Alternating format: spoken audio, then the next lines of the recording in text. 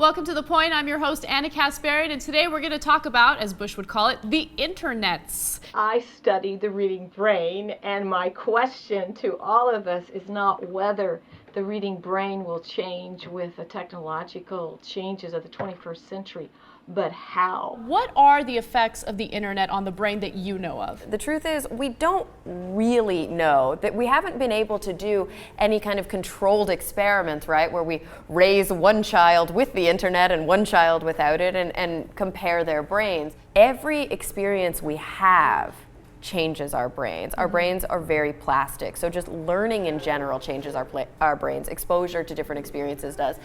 We're living in a world now, though, where we're all exposed to the internet, and young people now are exposed to the internet from the time they're born. One study that just comes up at the top of my head was a study that was done on people that weren't raised with the internet, people that are generally elderly, and then young people that have been raised with the internet, and then you compare their brains. But it's like comparing apples and oranges. Now that everything's on the internet, I think that if you were to take the internet away, that kid might actually have suffer from neglect. Okay. That's what Dr. Wolf's analysis is so thoughtful, because what she's saying is you want them to be able to do in-depth analysis and to be able to read a book and to be able to drive without texting, but you also want them to be able to know how to switch gears and respond to stimulus that is coming at them all the time from all different directions. We have to find a way to consume that information and process it in a way. And as we're doing that, I can personally speak for myself, and of course this is anecdotal, but I've definitely noticed a change in my attention span. Yeah. But researchers have said that the average person now knows much more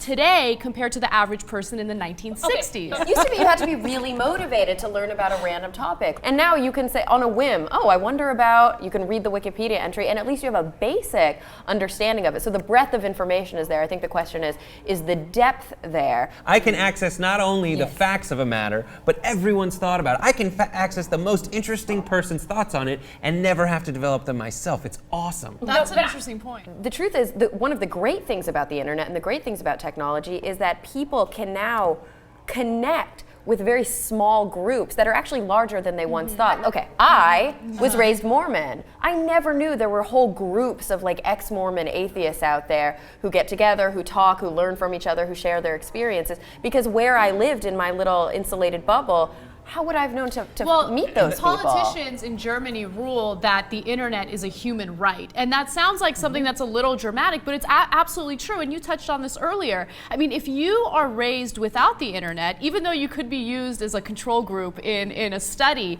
you're still put at a significant disadvantage. You do see a very intense generational gap because we are kind of the first generation. I didn't have the internet when I was growing up. Yeah, but every generation thinks they know more than their parents, but now we're able to quantify that, and I think that's awesome. So, we didn't grow up with it. Yeah. We were probably in our late teens, early adult life when we finally started using the internet. But what about all these teenagers that don't go outside, they don't play with their friends, they don't communicate as much in school, but they're depending on the internet for their social skills? I think that's a great thing, because we don't know if we're talking about kids who may be on the kind of Asperger's autism spectrum, or kids who already would have had difficulty with social interaction, who can find other kids who can interact the same way they can and have a community online. You're kind of addicted to it. You don't want to give it up, but at the same time, you're absolutely right. You get information thrown at you, or contacts, interaction thrown at you on a regular basis. No, but I turn it off on the weekends. I go off the grid for 24 hours on the weekend.